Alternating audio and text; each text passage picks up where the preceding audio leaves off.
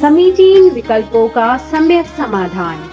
सुनिए मुनि श्री सुप्रभ सागर जी के मुखारविंद से YouTube चैनल सुप्रभ उवाच पर। सुभाशीष परम पूज्य श्रमणाचार्य 108 विशुद्ध सागर जी महाराज, सानिध्य श्रमण सुप्रभ सागर जी महाराज, श्रमण प्रणत सागर जी महाराज, पूर्ण आर्जक श्रीमान मानक चंद्र जैन, अनिल सुमन राजा कविता, धीरज सविता आदित्य पूजा विधि जैनम सिद्धम, बज जलश्री बज परिवार छिंदवाड़ा। ओम नमः सिद्धिभ्य। नमो नमः सत्तीर्थंकराय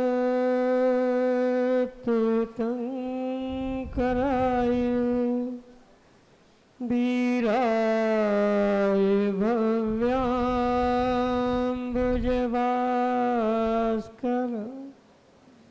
अनंतलोकाय सुरार्चिताय देवादिदेवाय नमो जिनाय देवादिदेवाय नमो जिनाय। पंच परमेष्टि भगवान की परम पूज्य आचार्य भगवंत पट्टाचार्य गुरुवर श्री विशुद्ध सागर जी मुनि महाराज जी की, परम पूज्य मुनि श्री प्रसम सागर सुप्रभ सागर सुयश सागर जी मुनि महाराज जी की, 3 करोड़ महामुनि राजों की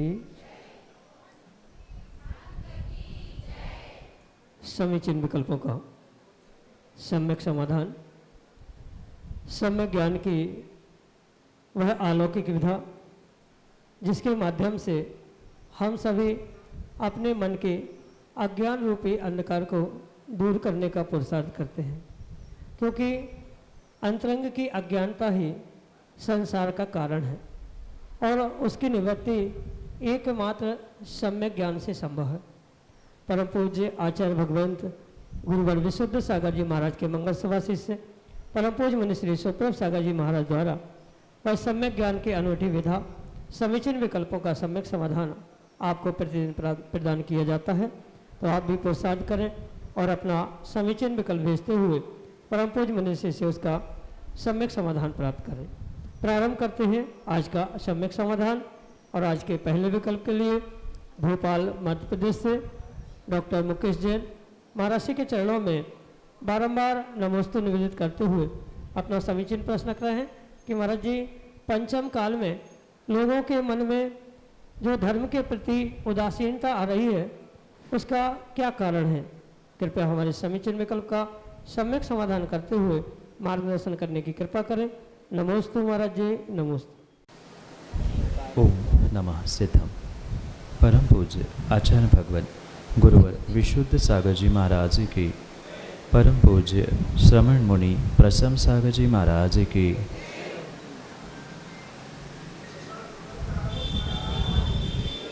जो वर्तमान परिपेक्ष में धर्म के प्रति उदासीनता देखने के लिए मिल रही है, इसके पीछे कहीं न कहीं जो आधुनिकता व्यक्ति के दिलो दिमाग में बढ़ती जा रही है, उस भौतिकवाद या आधुनिकता का बढ़ता हुआ जो प्रभाव है, यही मुख्य कारण है कि वर्तमान में जो व्यक्ति के हृदय में धर्म की अनुभूति या धर्म के प्रति जो लगाव है वह कम होते हुए दिख रहा है।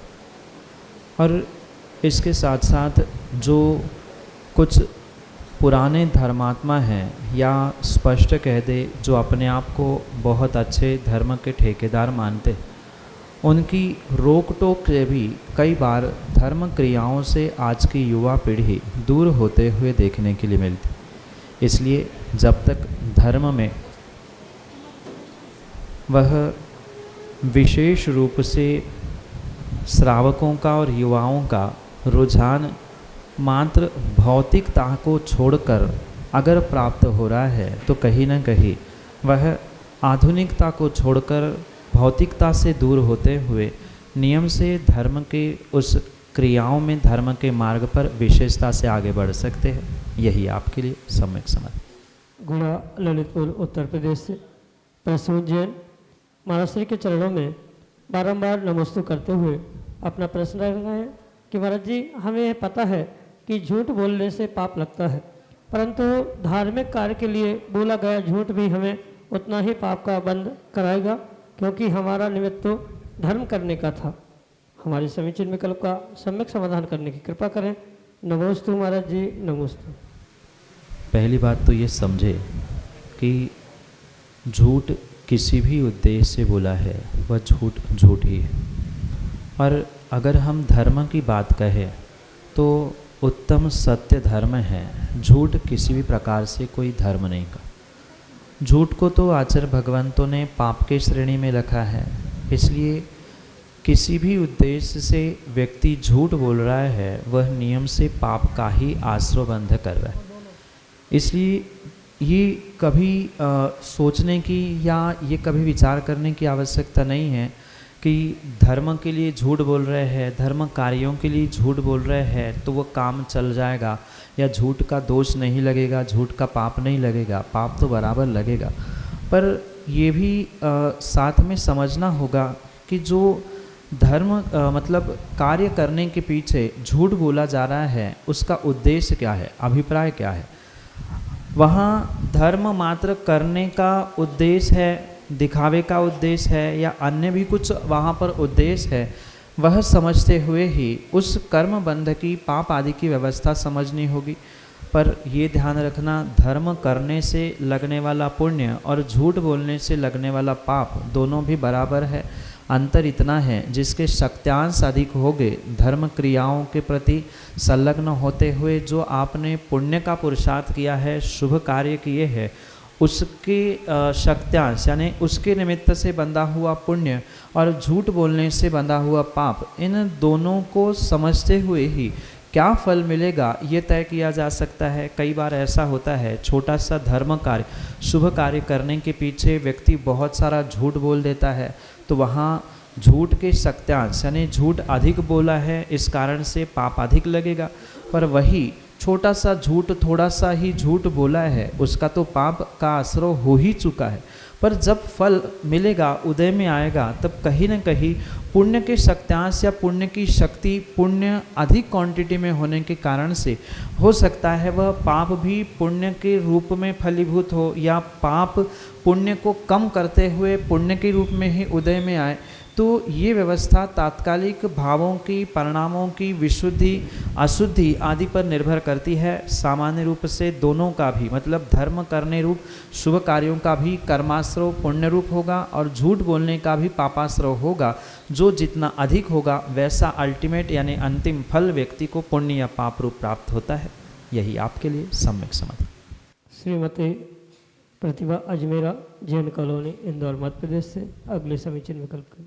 महाराज वंदनामी, माता जी वंदनामी। महाराज जी, मुझे मतलब ये जानना चाहती हूँ मैं कि जैसे मुनिराज को केवल ज्ञान होता है, एक तो गंधकुटी बनती है, तीर्थंकर की समोह शरण में विराजमान होते हैं, पर जो सामान्य केवली है, अंतःकरण केवली की बात नहीं है, जो सामान्य केवली है, जहाँ उनको पर्वतों में, गुफाओं में, ऐसे कई जगह होता है केवल ज्ञान, तो फिर उनकी भी गंधकुटी बनती है या वो सिर्फ 4 अंगुल ऊपर उठते हैं, या क्या व्यवस्था है उनकी? नमोस्तु महाराज। आगम के परिप्रेक्ष्य में ये नियम समझने की आवश्यकता है। जब भी कोई मुनिराज तपस्या करते हुए केवल ज्ञान को प्राप्त करते हैं, केवल ज्ञान प्राप्त करते ही नियम से वे 5000 धनुष ऊपर पहुँचते। अगर वे तीर्थंकर केवली है तो उनके लिए समोषण की रचना होती है, पर चूँकि केवल ज्ञान प्राप्त हुआ है, 5000 धनुष वे सामान्य केवली पहुँचे हैं, और सामान्य केवली होने के निमित्त से मात्र वहाँ गंधकुटी लगती है समोषण ने। 12 सभा, 7 भूमियाँ आदि जो व्यवस्था है, ये समोषण की व्यवस्था तीर्थंकर केवली के रूप में या तीर्थंकर केवली के निमित्त से प्राप्त होती है। उसके अलावा जो भी सामान्य केवली है, ऐसा नहीं है कि वे सामान्य केवली है इसलिए ऊपर जाएंगे नहीं। केवल ज्ञान चाहे सामान्य केवली को हो, तीर्थंकर केवली को हो या अन्य किन्हीं केवलियों को हो, उन 7 प्रकार के सभी केवलियों की यही व्यवस्था है। अगले ही समय वे 5000 धनुष ऊपर आकाश में पहुंच जाते हैं। सामान्य केवली है तो गंधकुटी लगती है, और तीर्थंकर केवली है तो 12 सभा 7 भूमियों से युक्त वह समोषण की रचना वहाँ देवों द्वारा निर्मित की जाती है। मात्र इतना ही अंतर है, ऊपर जो उड़ने की व्यवस्था है दोनों के लिए समान है।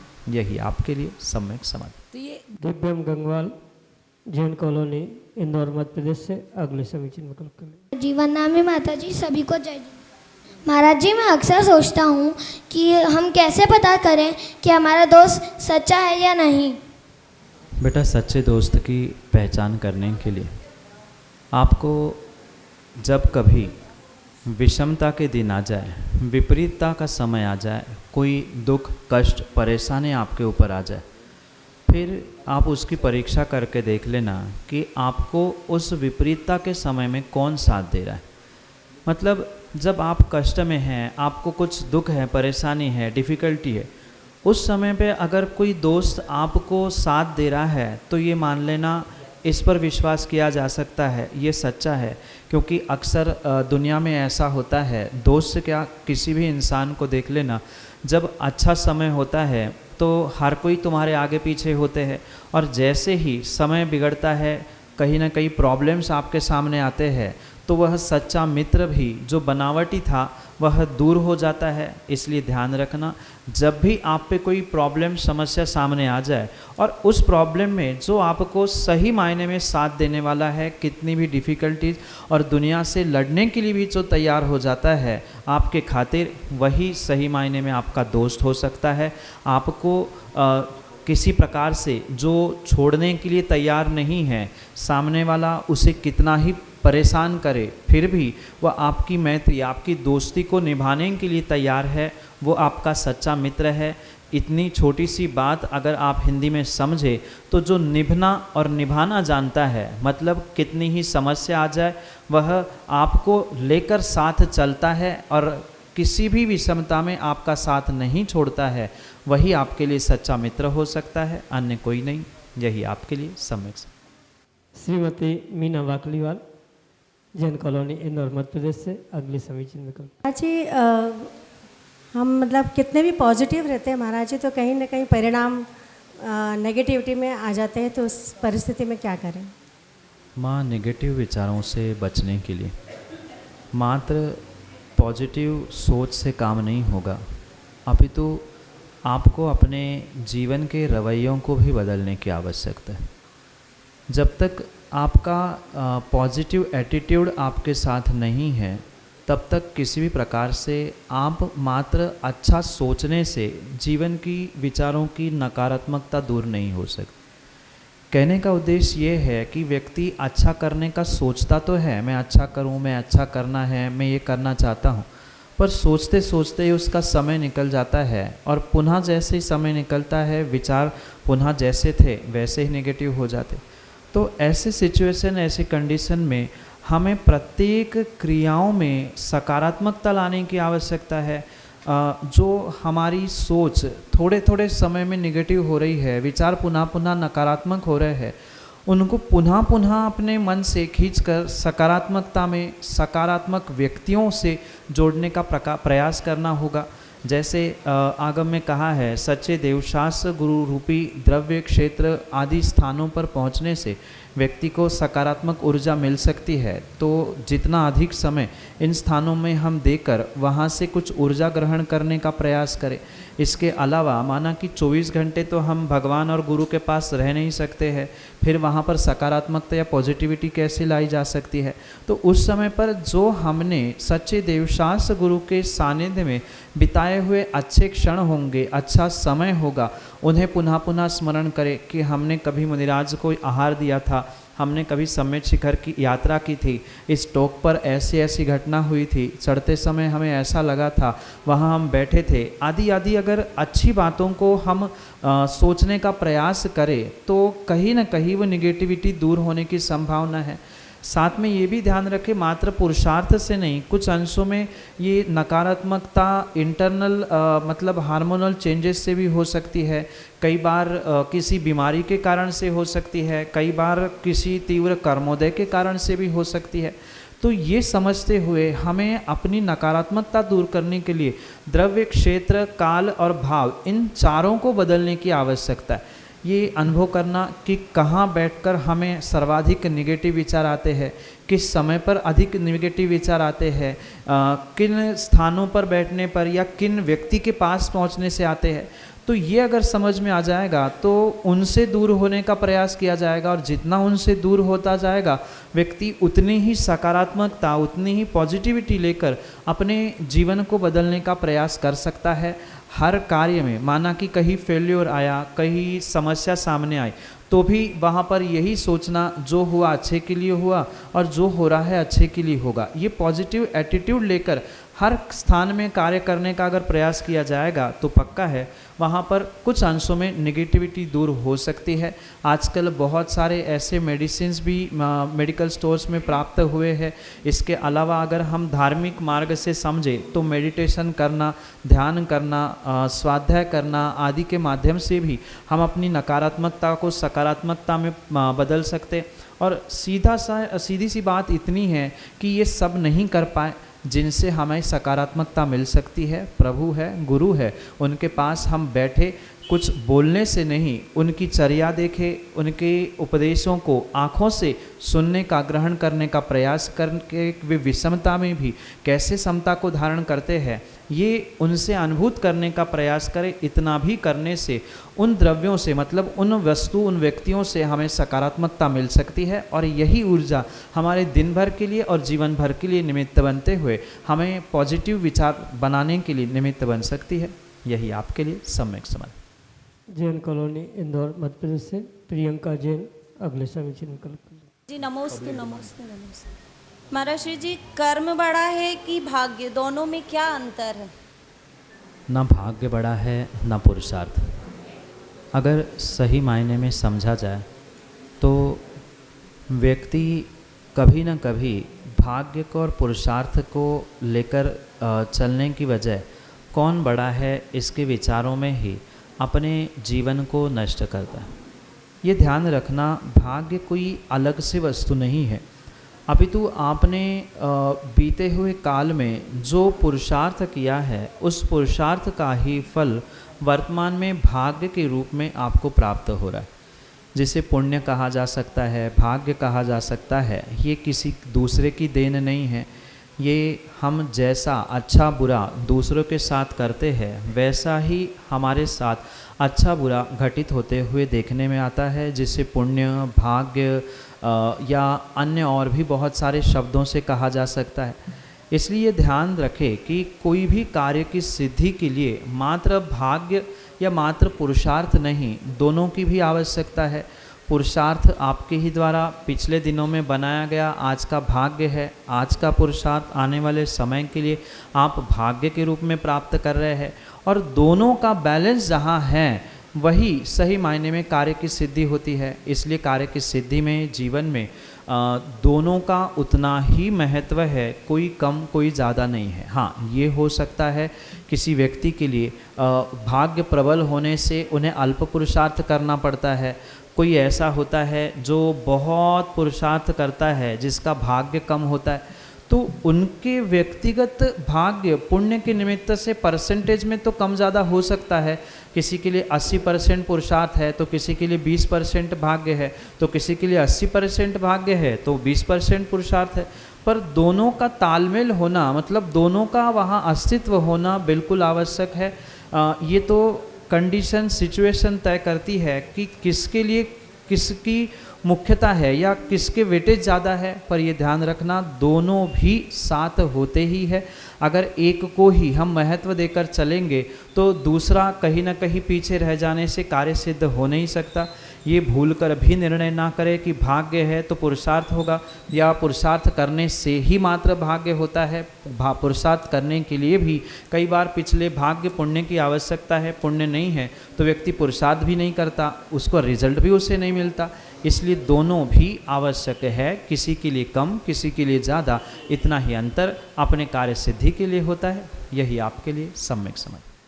समीचीन विकल्पों का सम्यक समाधान सुनिए मुनि श्री सुप्रभ सागर जी के मुखार विंद से YouTube चैनल सुप्रभ उवाच पर।